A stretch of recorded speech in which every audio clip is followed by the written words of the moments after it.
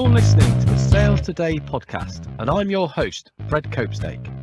On this podcast, we explore how sales professionals can develop a more modern approach to selling, the application of virtual and hybrid selling techniques, how to create meaningful business relationships, and much more.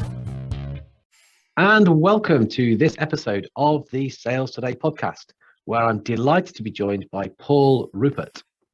So Paul is a strategical, I'm making words up already, Paul. And strategy. Yeah. I do actually have a friend who's quite a senior sales director and she can't say strategy, which is cool. He is a strategic consultant, and this isn't the hard bit because specializes in CPaaS, another tech, involved in media, has worked with Facebook, MasterCard, Western Union, and also gets engaged with VCs because it's all about the insights that you can give to past, present, potential future, certainly around strategy and selling, technology and innovation. I failed at the first Thank you, Fred. word. Nice to be here. And hello to your audience. Strategical strategy, it's all about planning and, figuring out where we want to go in the future. Why did you tell me that as the intro? I tell you the bit that part-time shaman that I am, right? Business shaman, new category of coach and consultant. I love it. It's cool to have you here. It wasn't that bit that threw me. I was looking at CPaaS and I was thinking, I don't know what it is. Hey, it's a podcast. Ask the question. Sure. So, Paul, we can open CPaaS, with that. What is that? Yeah, please do. So the acronym stands for Communications Platform as a Service. And it's essentially in the telecommunications world, we as human beings are, we started off with telegraph. Actually, we started off with the Pony Express and probably jungle drums and smoke signals, even going farther back. But the idea is that these are various types of communications platforms. And today, what we're talking about is voice and text, otherwise known as SMS or messaging. And then now with the dynamics of the pandemic, there's now an influx of demand and usage on what we're doing here, Zoom calls, meaning video capabilities. And then in addition, you're in Europe, in the UK, and the rest of the world outside of the US uses WhatsApp, which are called OTT solutions. Meanwhile, we Americans are still very wedded to SMS, primarily because and Apple messaging capabilities, because I think about 60% of the handsets in the US are Apple handsets. So that's creating, red or green bubbles versus blue bubbles, but you get the idea here. And then in addition to that, you also have in-app push messaging functionality. And then last, you've got the relatively old-fashioned aspects of email. And then throw in a little sprinkling of new innovation relative to chatbots and robot chat solutions. And combine all those various platforms into one capability and one provider. That is called a CPaaS provider, Communications Platforms as a Service. And for those who really want to go deep, we're essentially utilizing a SaaS model, a software as a service model, as opposed to a more traditional sales engagement model. So it's a convergence of a lot of trendy buzzwords, but bottom line is essentially lashing together all these various types of communications platforms in one capability. Yeah, that's interesting stuff because human beings, we want to communicate, right? And it's just that people have different preferences, and that's the thing that we've now got to get our heads around, and which the communication platform is giving, saying, well, look, you take your pick. We will let you do the way that you prefer, and ideally, going to sales. Well, as long as it's what your customer prefers. Kind of, because the reality, especially with if you make a comparison with the traditional SMS text functionality, which has universal reach and universal access. So everybody who has a mobile phone and a mobile subscription through their local mobile network operator and there are around 1,100 of these mobile network operators spread around, I guess they're like 200 countries around the world, that has universal reach. But if you are, for example, an Apple subscriber, you've got limited functionality, or if you're a WhatsApp subscriber especially, you've got to have a partner who's also utilizing WhatsApp. So there's no interoperability, a technical term in my business, the mean to be able to jump from, let's say, a WhatsApp communication messaging protocol to, let's say, traditional SMS, or between, let's say, if you are in China or part of the Chinese diaspora, you're probably utilizing a solution called Weixin or WeChat all around the world. But you have to have all your friends, family, contacts, business people, and other things all have to be utilizing WeChat as well. There's no one solution. So if you're United Airlines or BA, notifying a customer that their flight is delayed with all the subsequent plans that they've put in place to cover that delay for you, the only way to be able to reach that universally, whether you're in Ouagadougou or whether you're in Oregon or whether you're in Oxford, has to be SMS. So these are the distinctions, but they're really critical distinctions at times. And so your role is to really help people to get their head around what is the best way to set themselves up so that they can use the best thing to get the best possible communication. Correct. On the enterprise buying side of this. So you're exactly right. So when Facebook or when MasterCard is looking at how do we most effectively engage our customers, providing the fastest throughput, the broadest reach, as well as the greatest security, I help them sort out those buying factors. And then on the other side, there are companies that, for example, that I've worked with, including Cineverse, where I was an executive, or Cinch. These are well known in the messaging space, or Twilio, for example, which gets a lot of attention.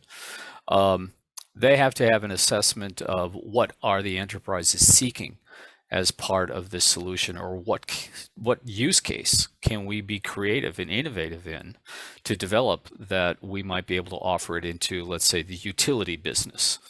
What could we provide for greater capacity during disasters, or to government to be able to communicate an Amber Alert, the lost child, so to speak, over here. They're called Amber Alerts. Or just conversely, two-factor authentication, which is to test who, that you are who you say you are, that we all utilize almost daily when we sign into various types of accounts.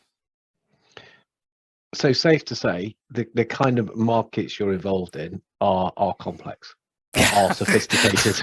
Exactly. The self-narrator was commenting to me, that's too complicated an answer, Paul.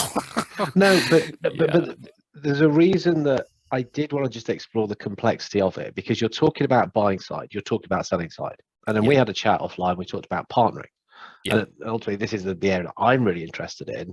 And then certainly from the sales side, how people can use partnering skills. So just generally what I want to do is kind of the format I use quite often in this is to go through the PQ elements and just take your angle on this. It's a great, I've been involved in partnerships and alliances for many years. As I mentioned earlier, that really resonated with me because in my first career, which was around 12 years, I was in the political and policy world. And part of the things that I did in these roles, working for a United States senator or cabinet secretary, I was a technology trade lobbyist, as well as working in the White House for a short period of time. The reality was you were always looking for partnerships. Now, the process and the articulation of that partnering wasn't nearly as developed and honed as it is today, including, your own analysis through your own book, Selling Through Partnering Skills. And when you and I chatted, it really resonated with me because I've utilized those inherent skills that I picked up on the job and then was able to follow the guidelines, if you will, the various types of analyses, and then apply them in the private sector. And in every venue, it's always the same type of skill set, whether it's focusing on trust, not claiming all the value on the table. The reality is that there is an interdependence that you have to focus on mutual utility, and utility are gains on both sides of the table. It's also a comfort level with ambiguity, meaning change. And then always having a focus on the future, which I think were the 6 elements that you had in your book. No, absolutely. And look, I can't claim to be the clever one that researched this, understood it, and was able to model it so elegantly. I mean, that's Steve Dent did that back in the late 80s, early 90s, Yeah. and why he talks about PQ. And I always think it's like the lesser known cousin of IQ and EQ, and that Yeah. yeah, they are great. I mean, EQ massive. But if we spend more time understanding PQ and can partner better, certainly in any kind of commercial activity, we do a better job. And Yeah. that's why I wanted to base it and kind of And highlight it, shine the spotlight on it in the book. exactly. And I'll even go to my own personal experience and story relative to all this. I happen to, it's not something I wear on my cuff, so to speak, but I happen to be half French. And as a child, my mother would take me back to France, and I would be seeing my French family, and I'd be there for almost 4 weeks to 6 weeks. And I did that for about 12 years until I revolted as a teenager. And I should have just stayed there longer, to be honest with you. But that change of perspective, not only physically, but then culturally and how people lived and how you interface with people. And I'm not fluent in French by any means, but I picked up enough to be able to, pull a bird when I was 17, in a cafe. So I guess if that's a measure, it was pretty good, but not good enough. You get the idea. But the point here is that that put a lens on how I looked in the world. And I was able to leverage that again, even in the political contexts, being trained and in running political campaigns. And I ran political campaigns on a statewide basis in Ohio, but I happened to be a suburban kid to a service professional. My father was a lawyer, but in Ohio, you have everything from in-depth or deep urban centers like in Cleveland, Columbus, and Cincinnati, but you've also got broad agricultural economies, that are all focusing on, growing corn and being the breadbasket to the world, so to speak. And later, I even ran another race in Iowa. So that ability to be able to understand the perspective of others and then trying to figure out what I needed to obtain and what I needed to earn on my own, what were our goals and our objectives. I think that gave me a leg up on others. Doesn't mean you can't learn it, doesn't mean you can't be trained in it, but I had that perspective that I started leveraging as a young man, and I still use it today. And in the context of my technology experience and my private sector experience, I've done business in 80 countries around the world. And I think that's been a distinct advantage I've had over others. Being able to adapt, being able to recognize it, it's huge. Again, I'm, Yeah. I'm quite similar, and very fortunate. We used to go to Spain all the time.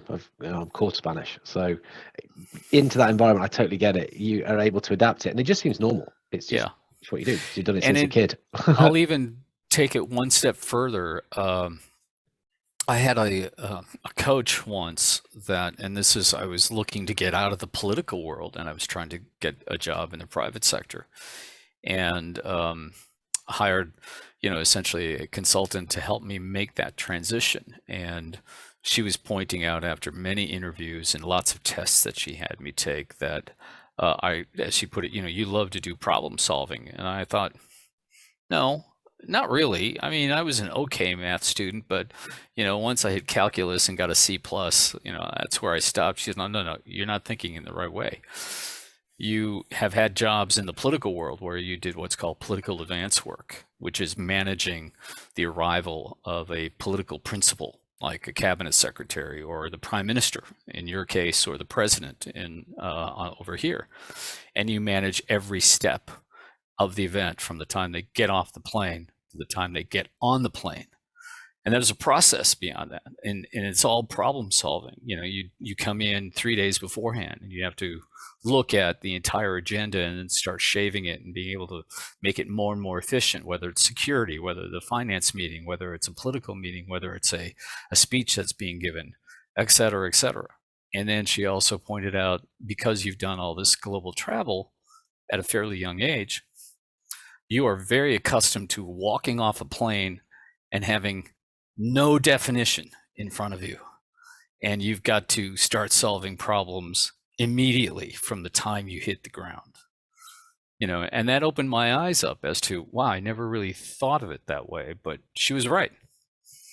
And you find as you get older and more experienced and you start looking backwards, you start seeing patterns that have emerged, and those are some of the patterns that I've observed that emerged as part of my own personal experiences.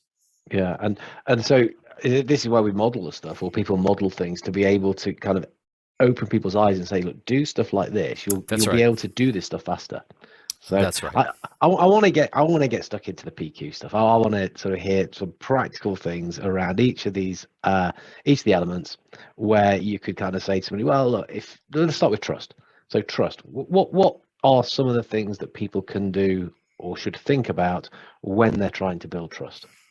Well, I use one and have used it for a number of years: humility and agility. Ooh, so, and you come into a scenario or a situation not being, you can be accomplished, but that doesn't mean you have to be arrogant. And that humility aspect is, I've a good friend who is a retired Navy admiral, and he always talks about servant leadership in the military. And when you are on point with a platoon full of Marines, it's not about the objective, your personal objective, or trying to manage this crew. It's about what's the team objective. And he always talked about mission, mates, self, in terms of your priority of focus. What is the mission? That is the highest priority, especially if you're on a ship. Mates, meaning be able to look out for your mates.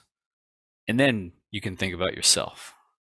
And if all those things align, that's where you have high efficiencies and high productivity. So going back to that trust factor, it's not putting yourself first. It's not projecting what your objectives are. It's having an understanding of what your counterpart, your adversary, your potential ally is going to be thinking about. And that goes back to, as I mentioned earlier, the mutual utility. What's the shared value of the relationship that we're having? And the last piece, somebody pointed out to me just 2 days ago in another interview. I was kind of opening up on a more personal level how I ended up getting into sales. And he was like, you engender trust because you are very transparent. You are not holding back. You're not trying to shade something with some accomplishment, and instead you're opening up and showing a degree of vulnerability. And doing that is really conveying strength. So I can understand why I can trust you, and I can see how others might be willing to trust you from an initial interaction. And then once you start with the value proposition, meaning once you start selling, and let's be honest here, once you start manipulating to be persuasive, or being persuasive and being manipulating, because there's a very fine line between the two, I can trust where you're heading and where you're going, and you're looking out for my interests, and as well as balancing that with your interests. And just to cap that very long answer, the business that I'm in, or where I was held executive roles in these various types of companies that are called aggregators. And the structure of the technology world that deals with telecommunications is you're not only dealing with adversaries, but you also have to deal with them as allies, because no one has a network of connectivity with all 1,100 mobile network operators around the world. Not even the mobile network operators have that. And that's why there is this existence and emergence of these third-party players that are able to provide that kind of connectivity, that network of networks. And so, especially, for example, in the United States, the same two providers have provided the same solution for AT&T and Verizon, the two largest operators, for over 20 plus years. And I was in, the original meeting that sold our solution into Verizon. Now that company has been acquired 4 times Yeah. from when I was involved in it, but it's still providing the same solution on behalf of Verizon. So if you really, if I'm operating as an aggregator in the US, I've got to partner with my adversary, my competitor, to be able to deliver that traffic into Verizon, or they have to do it for me to be able to deliver traffic into AT&T. So there's a balance in all of this in the context of what I do. Yeah. Oh, so much stuff in that answer. So much. Let me just try and pick out some of the main bits in there. I mean, Sure. servant leadership, 100%. I mean, I write about that, and that I think salespeople have to get their head around this. Yeah. And this isn't being servile. That's a totally different thing. Yeah. But your job is to lead people. That is what you're there to do. Lead the customer, guide them, if you don't like the word lead. Yeah. That's the mission. That's true. And so if that's coming first, you're guiding them, as you said, for this mutual utility. So getting the win-win, if you like. I mean, Steve Dent talks about win-win focus, and that's a common expression in sales, isn't it? Which makes, again, so much sense. Transparency, absolutely. Again, the language that PQ uses talks about self-disclosure and feedback. Yeah. But that's how to be transparent, That's isn't it? It's to give information about yourself and give That's people right. information back about themselves, And of course, again, so many of these words can be translated wrongly or kind of in a way which isn't effective or useful for us. When you talk about vulnerability, this isn't about being weak. Not at all. Absolutely not. Right. I don't know, very interesting. But I'm loving this idea of like adversaries or allies.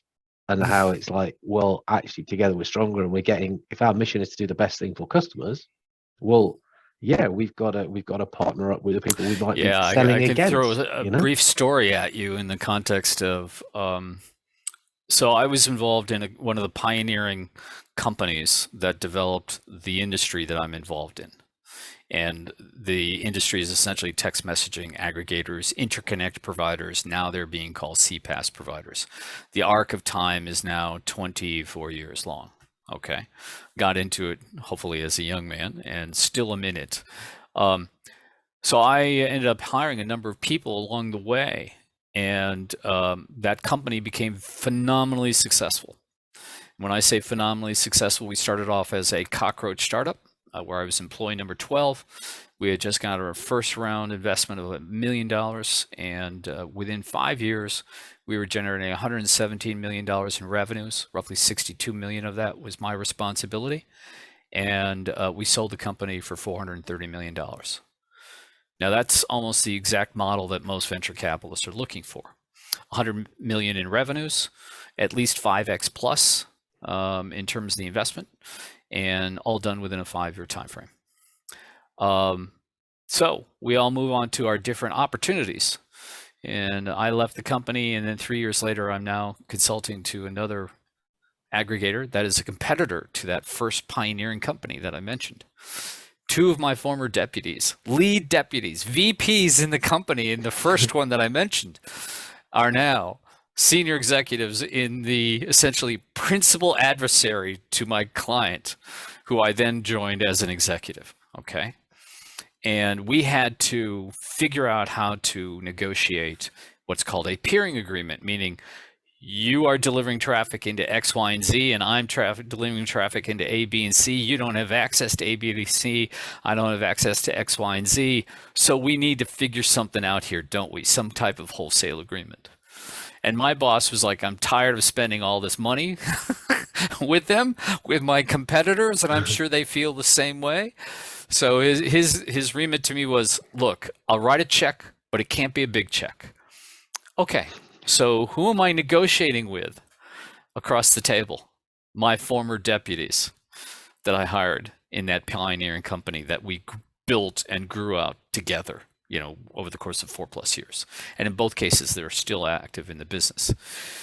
And it took us about 14 months to be able to negotiate that. And, we had other interests at the table besides ours. The guys, back in headquarters on both sides of the table, we both had to recognize that's not only our interests in terms of the interconnectivity piece, the commercial impact, but what's the perspective of the CEO on both sides of the table to be able to get this resolved. So adversary and allies all in the same mix, in the same room, and trying to process that out. Yeah, it was an interesting, it would be a great case study. I mean, I took a negotiations analysis class when I was in graduate school, and it would be a great case study to put something like that through the system at Harvard Business School. So, Oh no, so much going on in it. So yeah, much going on. lots of stuff. So that's why I say the allies and adversary aspects. And you can even break that down to step back from the personal relationships, but that's just the nature of all negotiations in the context of there are going to be times where you are allies on the same vector, trying to meet the same goals, and then you leverage that experience, that micro experience, if you will, of engendering that trust and that transparency and getting to that win-win scenario, and then transferring it to the next problem or obstacle that you've got to knock down relative to completing the entire negotiation objective. Yeah. No, it is a great case study. It's a good one. Oh, I'm going to keep my eyes open for that. Yeah. We're talking about trust. We talk trust, talking win-win. We're talking transparency. Actually, we're talking interdependence as well. But none of the elements of PQ. I mean, that's the sort of stuff you're talking there. Whether mission mate self, whether we're talking about adversaries or allies. So I think we're covering those off pretty well. There's two more elements that people who are good at partnering are strong in. One of those is being comfortable with change. So again, from some of the stories you're telling me, it sounds like that is something that you are pretty comfortable with. As a kid, you dropped off in France. It's like, okay, well, it's just normal, isn't it? Doesn't this happen to everyone? Yeah, well, to no. a degree. On a personal level, I'm still very much more comfortable with structure, process. It doesn't have to be just on my personal day, if you will, instead of something shanghaiing what my initial intent was. But yeah, you're right. You've got to have that. Another Paul's adage is surf the wave. Okay. Surf the wave. Surf the wave, which essentially is sometimes the wave is small, and you got to be patient and work the wave, and sometimes it's going to be quite dynamic and quite tall and quite fast, and it's just going to be terrifying. So just continue to surf the wave, apply the skills, the analysis, the capabilities to the problem that you have at hand, and don't be fearful of the fact that you may not have all the tools, but along the way, by just surfing the wave, you're going to start developing those necessary tools to solve the problem. So that change factor. Well, it is so easy to say, well, change is inevitable. You're going to have to deal with it. But it is hard for some people. Some people love it. I mean, some people absolutely embrace it. It's so exciting. They're always looking for change and they get on with it. And it's like, okay. Others resist and will just push back completely. And then I suppose majority will sit in the middle, will adapt to it. And it depends how quickly you can. Yeah. It's part of life. It is. That's easy to say, isn't it? I'm sorry? But that's easy to say. It's like, well, how do you adapt? It's like, yes, the mindset is that I know it's going to come and I will surf the wave and I have got the tools to be able to deal with it. And that sounds what your self-talk is to help yourself. Yeah, and projecting, I recently started reading a book where I finished it some time ago called The Obstacle is the Way. And having an understanding that it's not all about smooth sailing. In fact, the smooth sailing is a rarity. And that most of the time, either you don't have any wind, or there's too much wind, or it's just terrifying, or whatever. And just continue to be resolute and resilient, and continuing on. Back to surf the wave. Yeah. Or again, another friend of mine who's a former Marine officer. I've known him a long time, as he once put it, adapt or die. Yeah. Sir, yes, sir. So, that's the motivation, I guess, of a Marine Corps drill instructor: adapt or die. So It's not so good for boardroom, is it? I think surf the wave we can deal yeah, with. yeah. Well, unless there's some Marine Corps guys who, former Marine officers who might be in the boardroom, and that Well, happens fairly frequently. Oh, oh, sure, okay, I oh, get it. love it. Yeah. You know. We're on it. No, it's funny actually. You talking about yeah the boat analogy and smooth sailing. I was talking to a yacht skipper. And he said, actually, the big waves aren't really the problem. He said the worst part when you're race sailing, he's a professional skipper, Hmm. is it's the doldrums. You know, where the phrase comes from, when you're in the doldrums Sure. and What do you nothing's do? happening. There's no wind. You are sat bobbing around. He said, in the hard bit, it sends the crew crazy because Sure. they can't do anything. You're literally just sat waiting for something to Oh happen. yeah, He said especially that's the the hardest to mentality of manage. those guys. Yeah. You know, that Well, yeah. they're bred and crewed out, trained up Yeah. to being in constant chaos, I guess, you know, Yeah. just movement, movement, movement, and it being extremely structured as to what they need to do, when they need to do Yeah. it, how they're going to do it, etc., as opposed to, you know, no win, now what, you know, Yeah. but, you know, even on an individual basis, all of us have faced those times, you know, and I can address this personally in the context during the COVID dynamics, where business was just dead, nothing, zero. Everybody had retrenched, really didn't know what to do. And then it becomes a matter of, okay, so what do you do in that context? You know, you still go through the routine of, at least I did, of, okay, really marry into and focus on the routine that you're doing every day so that you at least have a sense of progress. A friend of mine, another friend of mine was telling me, you know, narrow your objectives to 3 accomplishments a day. And if you get those 3 done, then feel satisfied with it. I'm like, come on, man, 3? Give me a Yeah. break. Well, one of those 3 could be like writing a book, like what you did. Okay, a lot of discipline, a lot of time that's involved in all of that, or just doing the basic sales aspects of, okay, we got to network with so many people, you know, a number of people on a daily basis or weekly basis, and then work the numbers, work the system, and then something will come up. And having a belief in that, you know, and a belief in yourself, but also a belief in the system. So I can Yeah. see where the doldrums would be crazy for Yeah. certain types of individuals. Yeah. And he said it's just a nightmare. He's managing people because they've not got anything to do, and Yeah. they'd start getting really spiky and just frustrated because they could. And again, the mindset of professional sailor is Yeah. uh, Yeah. so. Super athletes. Oh, You know, you sounds fun. never think of that. You know, you're on a boat. What are you doing? And then you start looking at what they're doing while they're doing it. It's like, oh man. Yeah, yeah. Um, so the last piece, well, so many pieces we could carry on and on, but I mean, we're talking about the present, which in your world is is very complicated. There's so many moving parts, and I can see why understanding the past is so key in helping you get a handle on that. But you also talked about potential future, and again, we know that people who are strong in partnering are future oriented. So again, I'd love some of your thinking on that. In what can people do to help themselves become a little bit more future oriented if they're not naturally? Well, you know, you're essentially manifesting a change based on a different vision. Okay. Back to my political experience, we used to say we were involved in open coup d'etats, which is in democracies, that's what's going on. You know, it's open, it's transparent, but the objective is this guy in office or this woman in office, we want to change that.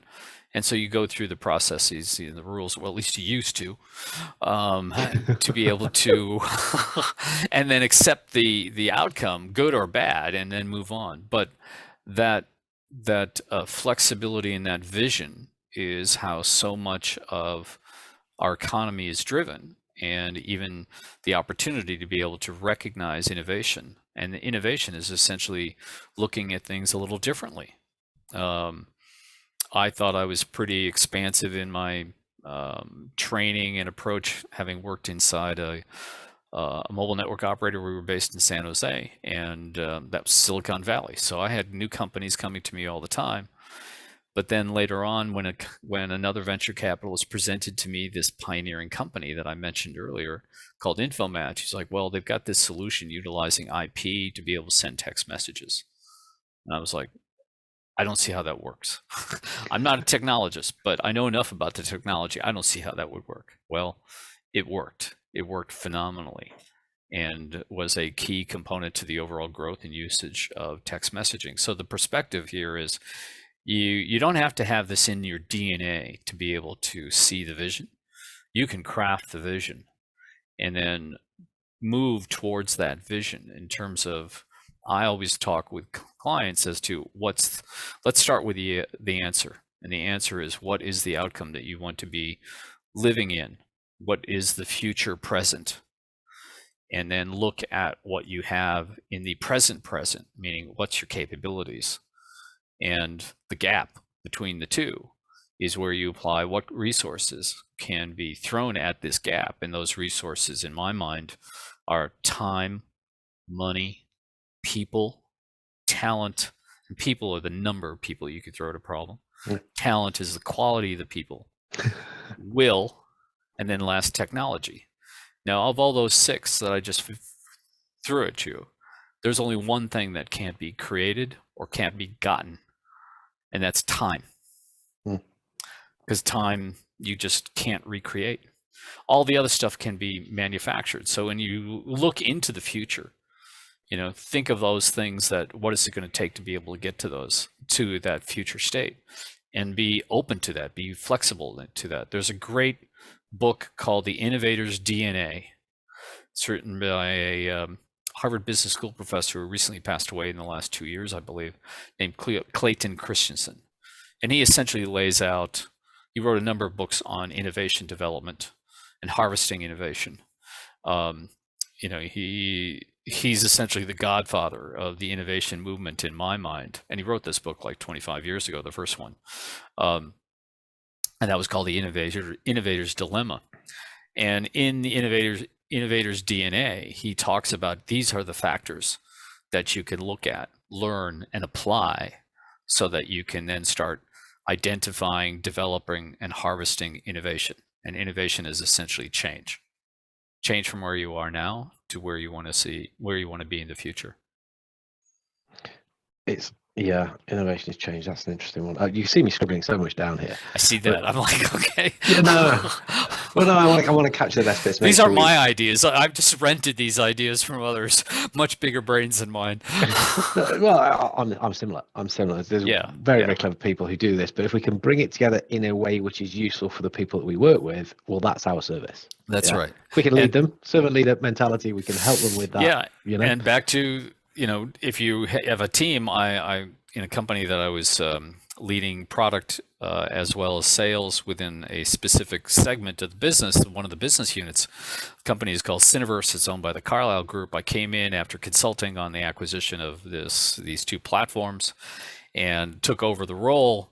And everybody on the team, there were about 14 people on the team at the time, I gave them that book and said, read this, because now you'll have a sense of how I think and how we can work as a team, and essentially will become our lodestar, our North Star, as it's often described, to be able to develop and build out the capabilities of this unit. So, and you can't see my notes, but what I'm writing here, I wrote time, and I must have underlined it about 20 times, because for me the thing is that, as you say, all these others we can get, but the time, that's the tricky one. It's so precious. Yeah. And there's lots of things happened to me recently where I'm like, I'm becoming acutely aware of it.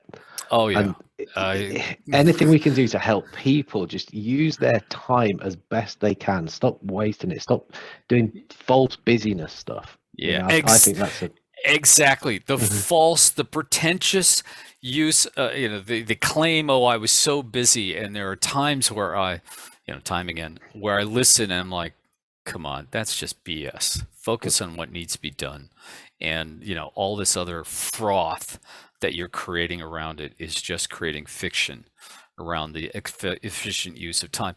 I mean, one of the best examples of this, I was talking to a friend of mine who's looking for a new opportunity, and he was lamenting about 4 interviews over 2 months, and that he had still more to go. And I was like, that's creating complexities and confusion as opposed to conclusion. And in the nature of a consensus decision, somebody's essentially got to make that decision. I mean, I think that's just a huge waste of time, as an example. So. Yeah, that's probably one of the biggest things that I'm starting to really work with on salespeople now, is just saying, look, just be more effective with what you're doing. Yeah. Really focus, and stopping and thinking. That is not a bad use of time. Rushing around, busy, doing all this stuff. Look how active I am. Well, Yeah. that's stupid, because sometimes you'll just be doing things which are having no impact whatsoever, and you get caught So up I'm going in to it. throw out another podcast and another military reference. So there's a 4-star general named Stanley McChrystal, retired. He used to be the head of the Special Operations Command in the United States military in the Obama administration, and before that he ran the war in Iraq. And he now is a teacher of leadership and an author of a number of books on leadership. One is called Leadership. Another one is a great book, in my mind, should be read by anybody who runs a global organization, called Team of Teams, or Teams of Teams. And then recently he wrote one on risk. But one of the things he talks about, one of his deputies, he was a guy who's a 4-star general. He's probably in his 60s, late 60s. Well, he had an adjutant who was a Navy SEAL as part of the overall command structure, who's a younger guy. And they always talk about slow is smooth, smooth is fast. So move slowly. Make sure that you're doing everything very efficiently, which will make things very smoothly, and that will make things happen very fast. Counterintuitive, but spot on. It is, but when you've understood that and you can operate like that, Yeah, it makes so much sense. yeah, Slow is smooth, smooth is fast. yeah. And they're literally in their podcast, as I say, no turning back. You can find it on Apple, probably right next to yours. The reality is that they're talking about this, and they're not talking about, just pontificating. They've got guys like the former CEO Ford and, other senior military officers, really high profile individuals who've gone through high stakes and large organization management. And McChrystal and I can't remember the other guy's last name is, I believe, Fossil, but the reality is they teach a course on leadership at Yale, and McChrystal's on a number of corporate boards. I mean, he's a real high flyer, quite insightful, and yeah. I think he's got 2 master's degrees, as well as being the super warrior that he was. Only eats once a day and runs like 8 miles a day, and he's built like a reed, and yet has been a true warrior operator in that class for his entire career, and yet he's also a big brain thinker in terms of how he manages things. I mean, as an example, in his Teams of Teams book, he breaks down how he was able to, because again, running this huge, massive organization and getting information from all around the world, from upwards of 70 different intelligence communities, between the Allies and the American intelligence communities, assimilating this every day. Every day, because they would have 100 missions a night, primarily to essentially break down Al-Qaeda, all the way through and the Taliban, both in Afghanistan and in Iraq. And he talks about having meetings, 1-hour meetings with 1,000 participants. 1,000 participants. And he purposely would pull, he and his staff were managing all of this. And again, it was the perspective of creating teams of teams and how to be able to do this efficiently. Now, not all 1,000 people were, talking for 2 minutes, by no means, but they were all getting the nightly snapshot of, here's the boss, here's the boss's perspective, here's what we were able to gather from these missions last night, here's how we're going to apply them for the missions tomorrow night. Click, click, click, click, click. Slow is smooth, smooth is fast. Slow is smooth, smooth is fast. I love it. Yeah. What one excellent thing. Again, we're talking about time, and I'm going to be really aware of time. We've been having a great time chatting away. I'm here for you, man. Um, Servant leadership, servant guest, if you will. No, it's superb. But cool. How can people get in touch with you? How can people get this? Best way is through LinkedIn. You can find me at Paul R. Rupert, all as a LinkedIn member. You can also send me an email at prupert, RUPPERT, at gpvltd.com, which stands for Global Point View Limited, which is the company that I operate from. Cool. We'll pop the links into the notes. Thank anyway. you. So, thank you, Paul. It's been an absolute pleasure, and certainly as we start talking about those crossovers of military strategy and how we can use quite a lot, well, a hell of a lot of it in the world of business, we could really go on. But thank you so much. It's for your been a time. delight, Fred. I very Really much appreciate enjoyed it. I hope I didn't skew the conversation too much to my side, but some of the ideas that I've come across, I hope they can be of value to your listeners and guests. No, they can for sure. Thank you. All right. Cheers.